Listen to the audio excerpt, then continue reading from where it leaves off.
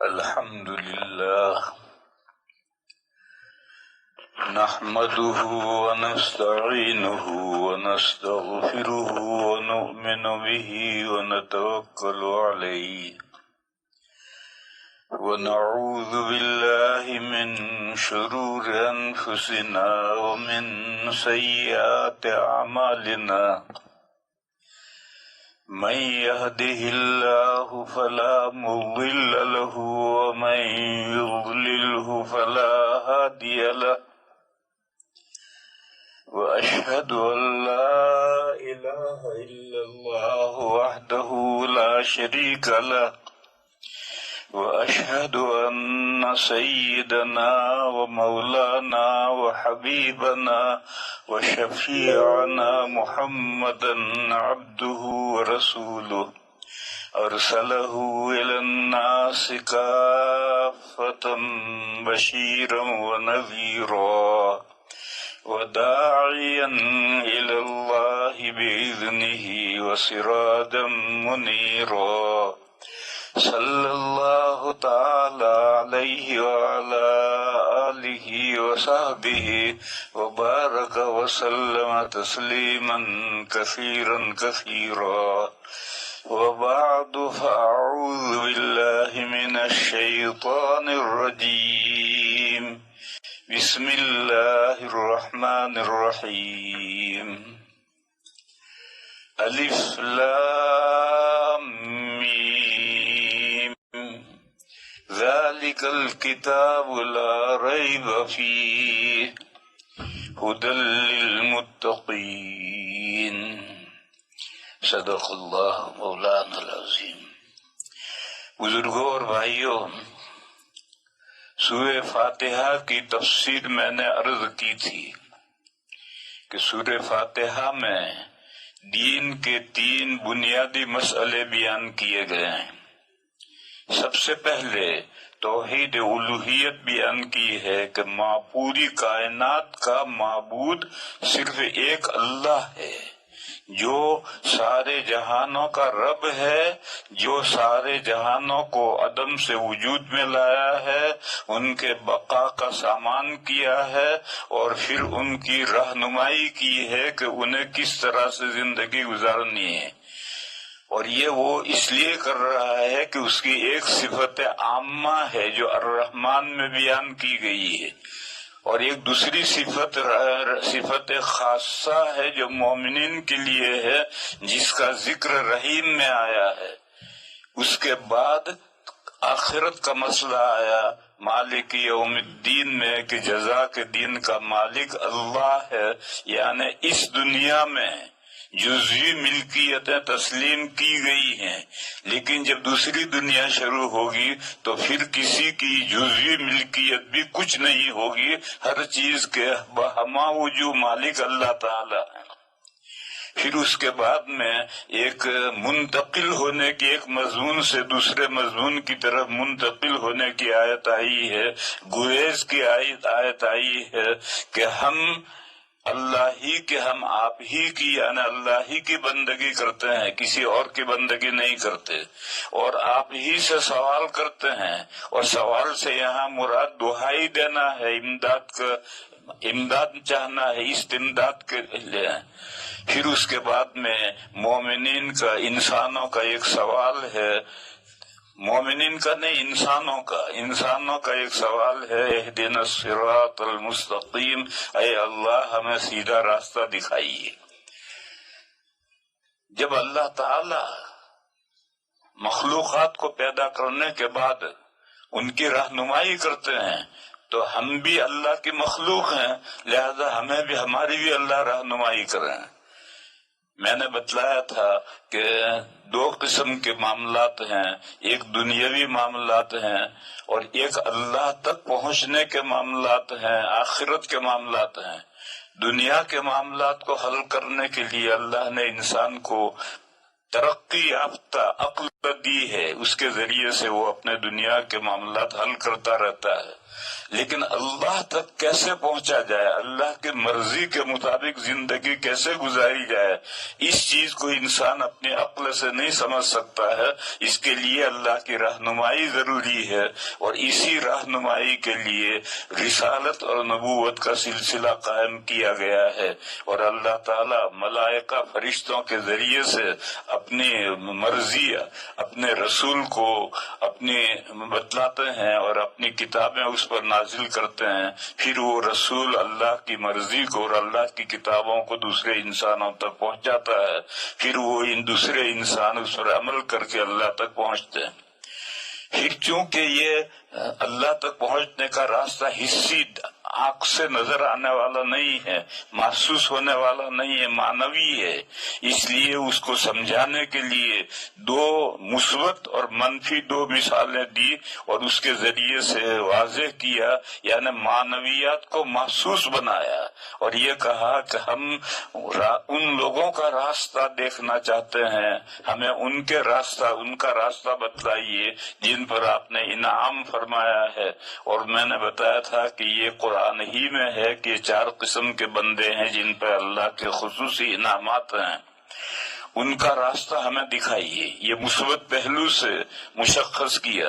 اور قرآن کریم بھرا پڑا ہے اللہ کے انبیاء کے کیا اعمال ہیں، کیا عقیدے ہیں، کیا ان کی سیرت ہے، صدیقین کے کیا احوال ہیں، شہداء کے کیا احوال ہیں، نیک بندوں کے کیا احوال ہیں، سارے قرآن کریم میں پڑھو۔ پھر اس کے بعد منفی پہلو سے مشخص کیا کہ جو بندے اللہ کے راستے سے اتنے دور جا پڑے کہ اب ان کے واپس لوٹنے کی کوئی امید نہیں رہی، ایسی صورت جب ہو جاتی ہے تو پھر قرآن کی تعبیر یہ ہے کہ اللہ تعالیٰ نے ان کے دلوں پر مہر کر دی، ختم اللہ علی قلوبہم، اللہ تعالیٰ ان کے دلوں پر مہر کر دیتے ہیں۔ یہ مہر کوئی حصے نہیں ہے، یہ مہر بھی معنوی ہے، یعنی انہوں نے ایمان لانے کی صلاحیت بالکل کھو دی، ان کے اندر ایمان لانے کی صلاحیت برائے نام بھی باقی نہیں رہی۔ ایسے بندے مغضوب علیہم ہیں جن پر اللہ کا سخت غصہ بھڑکتا ہے، اور دوسرے وہ ہیں کہ جو صحیح راستے سے بے راہ تو ہو گئے لیکن تھوڑے ہٹے ہیں، اگر یہ غلط راستے پر چلتے رہیں گے تو معلوم نہیں کہاں پہنچیں گے، اور اگر وہ یو ٹرن کر لیں اور واپس صحیح راستے پر آ جائیں تو اس کی امید ہوتی ہے۔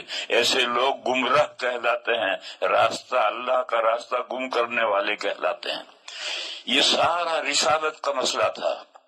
تو توحید، آخرت اور رسالت، 3 مسئلے جو فطری ترتیب ہے وہ یہ ہے کہ توحید کے بعد رسالت کا مسئلہ آتا ہے۔ کلمہ طیبہ ہے لا الہ الا اللہ محمد الرسول اللہ،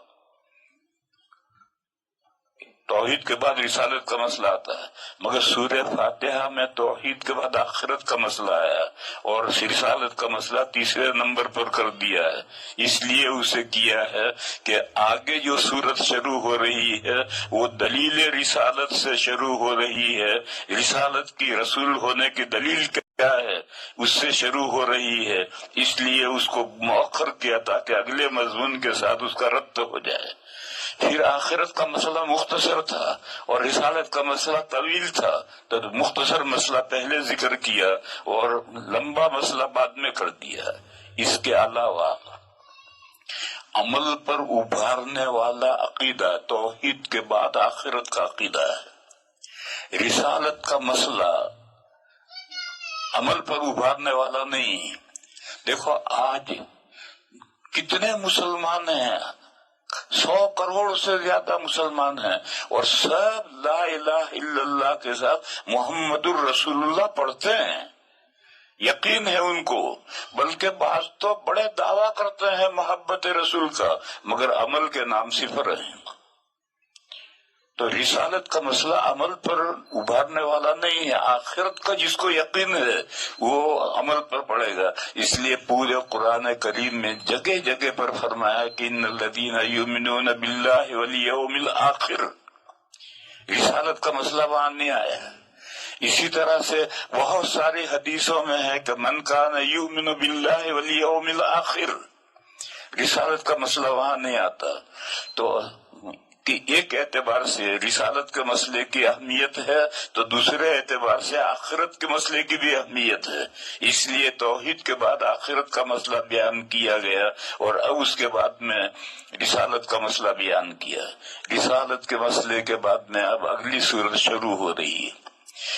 اس میں سب سے پہلے تو ہے الف لام میم، اس کو حروف مقطعات کہتے ہیں، حروف ہجا کہتے ہیں۔ یہ عربی کے الفابیٹک ہیں، وہ حروف ہیں جن سے تمام کلمات بنتے ہیں۔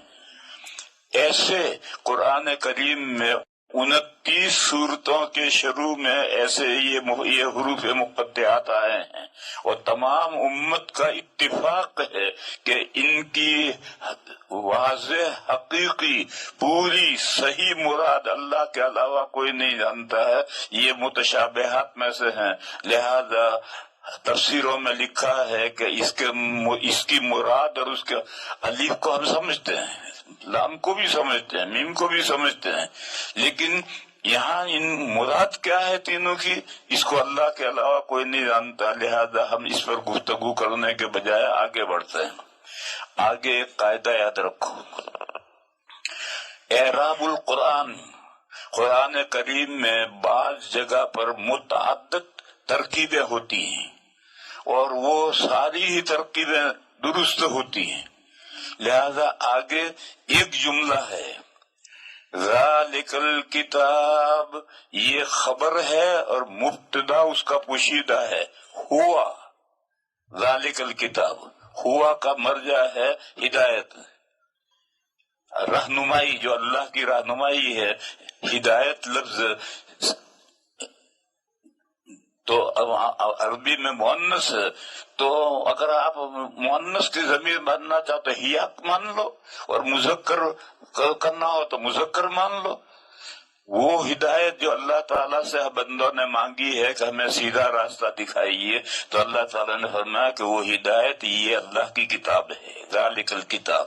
ذالک الکتاب یہ اس میں اشارہ مشار الیہ ہیں، اور الکتاب میں جو الف لام ہے وہ عہد ذہنی کا ہے، یعنی خاص کتاب، ہر کتاب نہیں، خاص کتاب یعنی اللہ کی کتاب۔ یہ اللہ کی کتاب، یہ وہ ہدایت ہے، ذالک الکتاب۔ پھر اس کے بعد میں اس اللہ کی کتاب کے دو وصف ذکر کیے، ایک تو ایک لا ریب فیہ، اس اللہ کی کتاب میں کوئی ڈاؤٹ فل بات نہیں ہے، کوئی قابل اعتراض بات نہیں ہے، کوئی ایسی بات جس پر آپ نے انگلی رکھے اور یہ کہے کہ یہ بات صحیح نہیں ہے، ایسا پورے قرآن کریم میں ایسی کوئی بات نہیں ہے۔ لا ریب فیہ، یہ جو فیہ آیا ہے اس میں معانقہ ہے، اور قرآن کریم میں 18 معانقے ہیں، یہ پہلا موقع ہے، اور آخری 18واں موقع ہے سورہ قدر میں سلام۔ یہ سلام یہ اس معانقہ ہے، اور جہاں معانقہ آئے گا تو ادھر بھی 3 نقطے ہوں گے، ادھر بھی 3 نقطے ہوں گے، جو اور بیچ میں جو لفظ ہوگا وہ معانقہ ہے۔ تنزل الملائکۃ والروح فیہا من کل امر سلام۔ اب یہ معانقہ کا مطلب یہ ہے کہ اس کو ادھر بھی جوڑ سکتے ہو، دائیں طرف بھی جوڑ سکتے ہو اور بائیں طرف بھی جوڑ سکتے ہو۔ تنزل الملائکۃ والروح فیہا من کل امر، بس یا رک جاؤ، بِإِذْنِ رَبِّهِمْ مِنْ كُلِّ أَمْرٍ، یہ آیت کر لو۔ سلام ہی حتی مطلع الفجر، سلام کو ادھر لوگو کہ وہ رات سلامتی ہے صبح صادق تک۔ اور اگر یہ چاہو تو یوں کہو من کل امر بإذن ربهم من کل امر سلام، اللہ کے حکم سے فرشتے اترتے ہیں اور ہر چیز کی سلامتی لے کر اترتے ہیں۔ ہیا وہ رات صبح صادق تک ہے، تو اب سلامن کو ادھر دائیں طرف بھی ملا سکتے ہیں اور سلامن کو بائیں طرف بھی ملا سکتے ہیں۔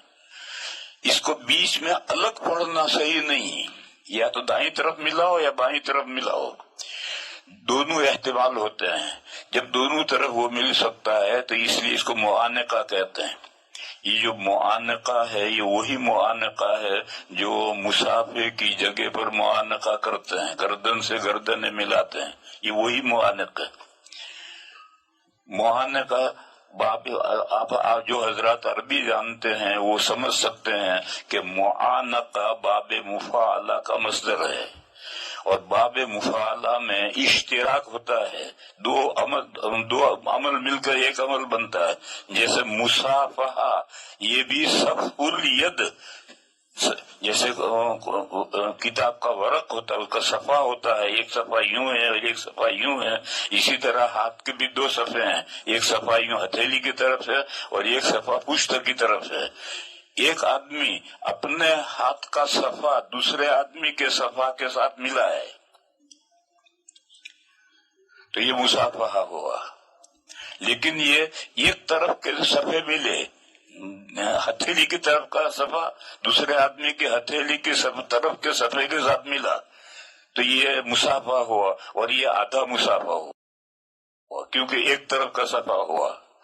پھر دوسرا ہاتھ بڑھایا اور لگایا تو دوسری طرف کا جو صفحہ تھا وہ بھی مل گیا، اور دوسرے نے دوسرا ہاتھ بڑھایا تو پہلے کا جو دوسرا صفحہ تھا وہ بھی لگ گیا، اب مصافحہ کامل ہوا۔ یہ ایک بڑا جھگڑا ہے کہ دو ہاتھ کا مصافحہ یا ایک ہاتھ کا مصافحہ۔ جواب یہ ہے کہ کامل مصافحہ تو دو ہاتھ کا ہے اور ایک ہاتھ کا مصافحہ آدھا ہاف مصافحہ ہے۔ اور جو لوگ غیر مسلم ہیں یا غیر مسلموں جیسے ہیں وہ ایک ہی ہاتھ کے صفحے ایک ہی ہاتھ کے مصافحے پر اصرار کرتے ہیں کہ نہیں سنتی ہے۔ ارے سنت یہ نہیں، باب مصالحہ باب مفاعلہ کا مصافحہ باب مفاعلہ کا مصدر ہے، اور اس میں ایک ہاتھ کے دونوں صفحے ملیں گے تب جا کر کے مصافحہ ہوگا۔ پھر اس کے بعد میں معانقہ ہے، یہ عنق سے ہے، عنق کے معنی گردن، لہذا ایک آدمی کی گردن دوسرے آدمی کی گردن کے ساتھ لگی تو یہ معانقہ ہوا، یہ آدھا معانقہ ہوا۔ اب دوسری طرف پھر لگاؤ، گردن کے ساتھ لگاؤ، اب معانقہ کامل ہوا۔ یہاں لوگ دو غلطیاں کرتے ہیں۔ ایک غلطی تو یہ کرتے ہیں کہ سب سے پہلے بائیں طرف کی گردنیں ملاتے ہیں، یعنی میری یہ جو بائیں طرف کی گردن ہے سامنے والے کی بائیں طرف کی گردن کے ساتھ ملاتے ہیں، یہ غلط ہے۔ پہلے معانقہ دائیں طرف کی گردن ملاؤ، میری یہ دائیں گردن ہے تو سامنے والے کی بھی دائیں گردن کے ساتھ دائیں گردن لگاؤ۔ حدیث شریف میں ہے کہ ہر اچھا کام دائیں جانب سے کرنا چاہیے، تو معانقہ اچھا کام ہے تو اچھا کام ہے تو پھر دائیں جانب سے کرو اسے۔ تو پہلے دائیں گردن سے ملاؤ، پھر اس کے بعد بائیں گردن سے ملاؤ، اب معانقہ مکمل ہو گیا۔ تو ایک غلطی تو لوگ یہ کرتے ہیں کہ سب سے پہلے بائیں گردنیں ملاتے ہیں، یہ یہاں سے شروع کرتے ہیں، یہ شروع کرنا صحیح نہیں، معانقہ دائیں گردن سے شروع کرنا چاہیے کہ بائیں گردن پر ملا کر ختم کر دو۔ کچھ لوگ پھر دوبارہ دائیں گردن سے ملاتے ہیں، تیسری مرتبہ معانقہ کرتے ہیں، یہ بھی غلطی ہے، یہ آب زمزم کا پانی پی رہے ہیں۔ بھئی معانقہ ہو گیا، پھر تیسری یہ کہا یہ غلطی کیا، وہ جو بائیں طرف سے شروع کیا تھا دائیں کو، تو اب اس کی نقصان کی تلافی کرنے کے لیے دائیں طرف سے آخر میں ختم کیا، اس طرح سے نقصان کی تلافی تھوڑی ہوگی۔ بہرحال میں کہہ رہا تھا کہ یہ جو ہم معانقہ کرتے ہیں، یہاں ایک رک کر ایک بات اور سمجھ لو۔ السلام علیکم، جواب وعلیکم السلام، یہ تحیۃ الاسلام ہے۔ اس کے لیے بدن سے بدن کا لگنا ضروری نہیں ہے. ایک آدمی روڈ کے اس سائڈ پر جا رہا ہے، دوسرا دوسری سائڈ پر جا رہا ہے، اس نے کہا السلام علیکم، دوسرے نے کہا وعلیکم السلام، بس کافی ہے. اور اگر دور ہے اور ہاتھ سے صرف اشارہ کر دے تو کوئی سلام نہیں. ہاں منہ سے کہو السلام علیکم، اور یہ سوچا کہ بہت دور ہے میرا السلام علیکم کہنا وہ سنے گا نہیں، تو ہاتھ کا تھوڑا اشارہ کر دیا، اور وہ بھی جواب میں وعلیکم السلام منہ سے کہے اور پھر اشارہ کرے تو اس میں تو کوئی حرج نہیں. لیکن صرف اشارہ دونوں نے کر دیا تو یہ اسلام میں کوئی سلام نہیں. بہرحال ایک تو سلام ہے، اس میں منہ سے السلام علیکم بھی کہنا ضروری ہے، اور اس کا یہ کہنا تو سنت ہے، اور اس کا جواب وعلیکم السلام دینا واجب ہے، اور یہ تحیۃ الاسلام ہے. اس کے لیے بدن سے بدن کا لگنا ضروری نہیں.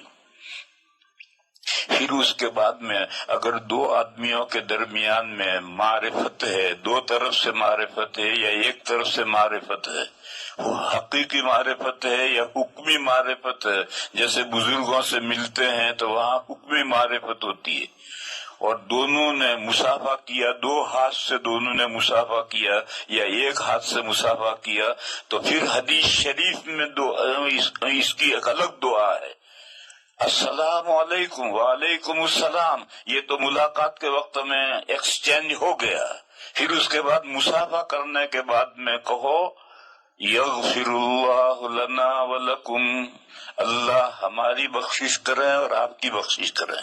عربی جانتے ہو عربی میں کہو، اور اگر عربی نہیں جانتے ہو تو اپنی زبان میں اپنی بھاشا میں کہو کہ اللہ ہماری بخشش کریں آپ کی بخشش کریں. یہ بھی دل میں کہنا کافی نہیں ہے، منہ میں ہوٹوں میں کہنا کافی نہیں ہے. جیسے سلام جہرن کہہ کر سنانا ہے، ایسے یہ دعا بھی سامنے والے کو سناؤ، اور سامنے والا یہی دعا جواب میں بھی کہے کہ اللہ ہماری مغفرت کرے آپ کی بھی مغفرت کرے. یہ مصافحے کی دعا ہے. اور ابو داؤد شریف میں حضرت برائی بن عازب رضی اللہ تعالی عنہ کی دو حدیثیں ہیں، اور وہ دونوں حدیثیں مشکات شریف میں باب المصافحہ میں اٹھائی گئی ہیں. ایک حدیث تفصیلی ہے اور ایک حدیث مختصر ہے. مختصر حدیث یہ ہے کہ جب دو مسلمان ملتے ہیں اور مصافحہ کرتے ہیں تو ان کی بخشش ہو جاتی ہے. یہ تو مختصر حدیث ہے. اور اسی کی مفصل حدیث ہے اذا التقى المسلمان فتصافحا وحمد اللہ واستغفراه غفر لهما. جب دو مسلمان ملتے ہیں، لہذا دو غیر مسلم ملے یا ایک مسلمان یا غیر مسلم ملے، اس کے لیے یہ مغفرت نہیں ہے. دو مسلمان ملے ہیں، دو مسلمان مل کر کے آپس میں ایک دوسرے سے مصافحہ کریں. اگر مصافحہ کرے بغیر دعائیں دیں گے تو اس سے مغفرت نہیں ہوگی، مصافحہ بھی کرنا ہے. پھر اس کے بعد میں ایک دوسرے کو دعا دیں مغفرت کی. دیکھو دعائیں دو ہیں، ایک دنیا کی سلامتی ہے، یہ تو دے دی السلام علیکم وعلیکم السلام، تم جیو. اس نے کہا تم بھی جیو، یعنی خیریت سے رہو، سلامتی سے رہو. اب اس کے بعد دوسری آخرت کی سلامتی ہے کہ اللہ ہماری بھی بخشش کریں آپ کی بھی بخشش کریں. یہ آخرت کی سلامتی ہے، اس سے آگے پھر کوئی دعا نہیں. یہ دعا دو. پھر اس کے بعد میں اگر دو بندوں کے درمیان میں بہت زیادہ معرفت ہے، غایت معرفت ہے، تو پھر مصافحہ ہٹ جائے گا. پہلے سلام کرو. مجمع الزوائد اور منبع الفوائد میں حضرت انس رضی اللہ تعالی عنہ کی حدیث ہے کہ نبی پاک صلی اللہ علیہ وسلم جب تک سلام نہیں کر لیتے تھے مصافحہ نہیں کرتے تھے. لہذا سلام اور جواب سلام تو ملاقات ہوتی ہی ہوگا. پھر اس کے بعد میں معرفت ہے ایک طرفہ یا دو طرفہ، حقیقی یا حکمی، اور مصافحہ کرتے ہو تو مصافحے کی دعا الگ ہے. پھر اس کے بعد میں اگر غایت معرفت ہے بہت زیادہ تعلقات ہیں. تو پھر اس کے بعد میں معانقہ ہے، اور معانقہ یہ مصافحہ کا الٹرنیٹیو ہے، اس کا قائم مقام ہے. لہذا اب مصافحہ نہیں ہے، مصافحے کی جگہ پر معانقہ ہے. پہلے 2 ہاتھ ملائے تھے، اب دونوں پوری گردن ملانی ہے، اور اب وہی جو مصافحے کی دعا ہے وہی دعا یہاں آئے گی. یہ تو بیچ میں نے مسائل تھوڑے بیان کر دیے. اصل بات تو میں یہ کہہ رہا تھا کہ قرآن کریم میں 18 معانقے ہیں، یعنی 18 جگہ پر ایسے ٹکڑے ہیں کہ وہ دائیں طرف بھی مل سکتے ہیں اور بائیں طرف بھی مل سکتے ہیں، اور دونوں صورتوں میں مطلب الگ الگ ہوگا.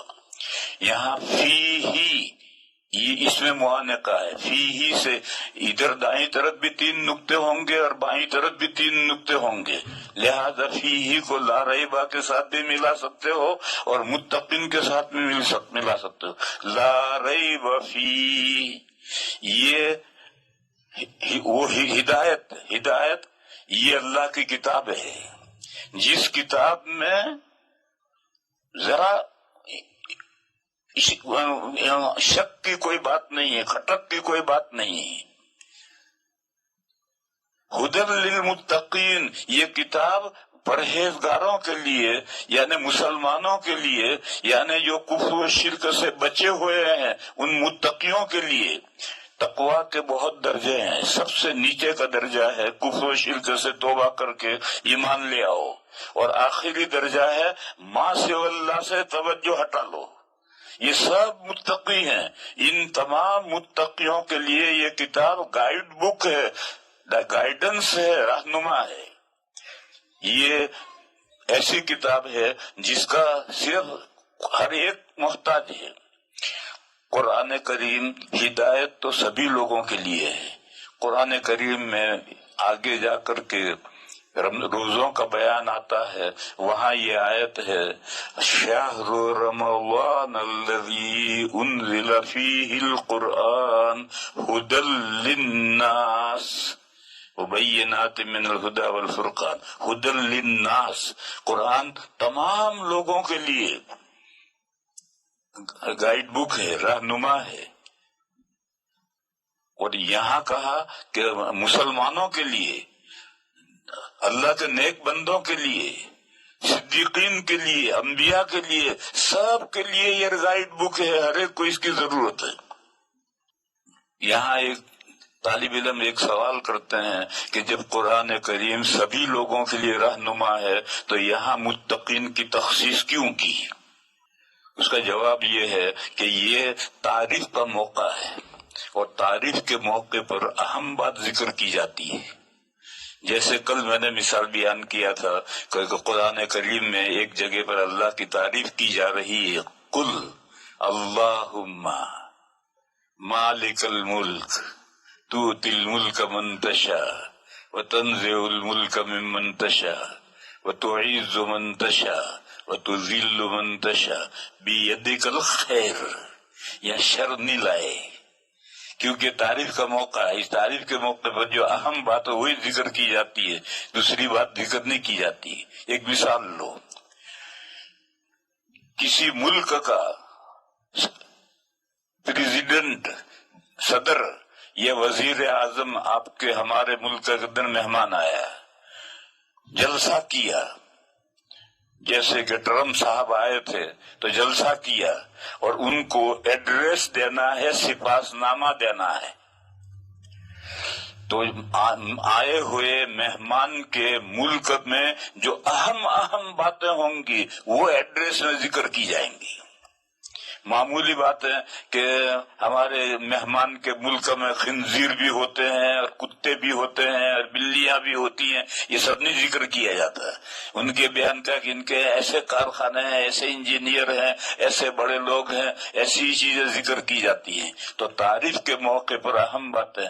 تو اللہ کی تعریف کی جا رہی تھی تو کہا بیدک الخیر، آپ کے ہاتھ میں خیر ہے. آگے خود سمجھ لو. لیکن جب کسی ملک کی ہسٹری لکھنی ہو، تاریخ لکھنی ہو، تو پھر ملک کی ہر چیز لکھنی پڑتی ہے اس میں.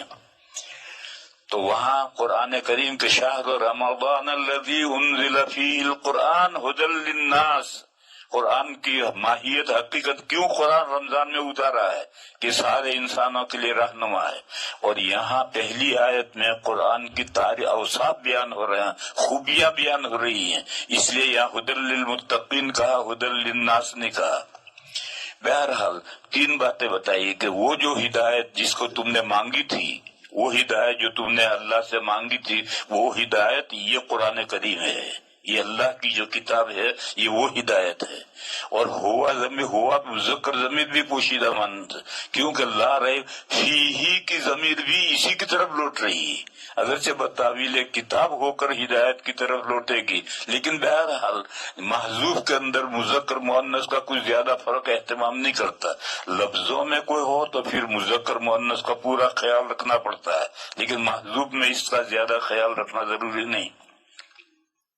لہذا ہوا ذالک الکتاب، وہ ہدایت، یہ کتاب، یہ اللہ کی کتاب ہے. اور الکتاب میں الف لام عہد ذہنی ہے، یہ اللہ کی جو کتاب ہے، یہ وہ تمہاری مانگی ہوئی ہدایت ہے. پھر پہلا وصف یہ بیان کیا کہ اس کتاب کے اندر ڈاؤٹ فل کوئی بات نہیں، کھٹک کی کوئی بات نہیں، شبہ کی کوئی بات نہیں. حالانکہ قرآن کریم میں آسمان و زمین کی تمام باتیں بیان کی گئی ہیں، گزری ہوئی بھی باتیں ہیں، آئندہ کی بھی باتیں ہیں، اور پوری کائنات کو ٹچ کرتا ہوا مضمون چلتا ہے. لیکن آج تک کوئی انگلی نہیں رکھ سکا کہ یہ بات صحیح نہیں. سائنس کے نظریات بدلتے رہتے ہیں، کل کو کچھ تھا، آج کچھ ہے. پہلے لوگ یہ کہتے تھے کہ آسمان 9 ہیں، قرآن نے لفظ سبون کا استعمال کیا، اور سبون کا لفظ عربی میں کثرت کے لیے آتا ہے. اب گنتی فگر نہیں، گنتی کے لیے ضرور ہی نہیں ہوتا ہے، کثرت کے لیے بہت سارے آسمان پیدا کیے. تو اگر آسمان 7 ہیں، 8 ہیں، 9 ہیں، 10 ہیں، 15 ہیں، 16 ہیں، کیا فرق پڑتا ہے؟ قرآن نے تو سب آسماوات کہا کہ اللہ نے بہت آسمان پیدا کیے ہیں. اور یہ بھی فرمایا کہ وَمِنَ الْأَرْضِ مِثْلَهُنَّ، اللہ نے زمینیں بھی آسمانوں کی طرح بہت زمینیں پیدا کی ہیں. زمینیں بھی کوئی فیگر، سب ان کا یہ فیگر نہیں ہے کہ 7 نہ 6 نہیں ہے، 8 نہیں ہے، بس 7، ایسا نہیں ہے. سب ان کا لفظ جیسے اردو میں کہتے ہیں تجھ سے یار، تجھ سے 70 مرتبہ کہا مگر تو مانتا نہیں ہے. تو اب یہ 70 کوئی گننے کی ضرورت نہیں ہے کہ 70 بتا ہوا نہیں ہوا، یہ تو ایک فگر، ایک کثرت کے لیے اس کا محاورہ ہے. اسی طرح عربی میں سبعون اور 700، 7، 70 اور 700، یہ تینوں کثرت کے لیے استعمال ہوتے ہیں. آحاد کی کثرت کے لیے سبون آتا ہے، اور میں اس کی 20 سبون، میعات نہیں بلکہ عشرات. آحاد کی کثرت کے لیے سبون، اور عشرات دہائیوں کی کثرت کے لیے سبون، اور میعات کی کثرت کے لیے سبو میعاتن آتا ہے. تو اس لیے میں کہہ رہا تھا کہ قرآن کریم میں ہر قسم کے مضامین ہیں، مگر کسی مضمون میں کوئی یہ نہیں کہہ سکتا ہے کہ یہ مضمون جو ہے تحقیق، سائنس کی تحقیق کے خلاف ہے، ایسا نہیں کہہ سکتا ہے. سارے مضامین کو، کائنات کے مضامین، سائنس کے باتوں کو ٹچ کرتا ہوا چلتا ہے، لیکن کسی چیز سے ٹکراؤ نہیں. آج کل ایک مسئلہ ہے کہ سورج گھوم رہا ہے زمین کے گرد یا زمین گھوم رہی ہے سورج کے گرد. پہلے لوگ کچھ کہتے تھے، آج لوگ کچھ کہتے ہیں. قرآن کریم میں صاف کہا کہ کل فی فلک یسبحون، ہر ایک اپنے دائرے میں چل رہا ہے. زمین اپنے دائرے میں چل رہی، سورج اپنے دائرے میں چل رہا ہے. شب و روز جو ہوتے ہیں وہ کس کے چلنے سے ہوتے ہیں، اس مسئلے کو قرآن نے ذکر ہی نہیں کیا. بہرحال میں عرض یہ کر رہا تھا کہ قرآن کریم کی یہ 3 صفتیں ہیں. ایک تو یہ کہ یہ اللہ کی کتاب ہے، دوسرا یہ کہ اس میں کوئی ڈاؤٹ فل بات نہیں ہے. تیسرا ہے کہ اس کی گائیڈنس اور اس کی رہنمائی کے ہر بندہ محتاج ہے، بلکہ جتنے بڑے ہیں وہ زیادہ محتاج ہیں. پھر اس کے بعد میں یہ آتا ہے کہ متقین کون لوگ ہیں.